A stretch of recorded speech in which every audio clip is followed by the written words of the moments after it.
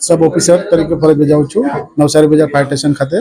જે ફાયર કંટ્રોલમાંથી અમને 8 ને 8 જેવો કોલ મળેલો હતો, જે અમે ઘટના સ્થળે આવીને તપાસ કરતા જે ઘરના G+6 માળનું છે, તેમાં નામ છે KGN, જેમાં બીજા માળે ફ્લેટ નંબર 201માં જે માલિકને પૂછતા કે આ કેટલા વાગે બનાવ બન્યો, એમણે જણાવ્યું કે 4:30 થી 5ના ગાળામાં બનાવ બન્યો હતો, જેથી અમને કોલ 8 ને 8 મળેલો।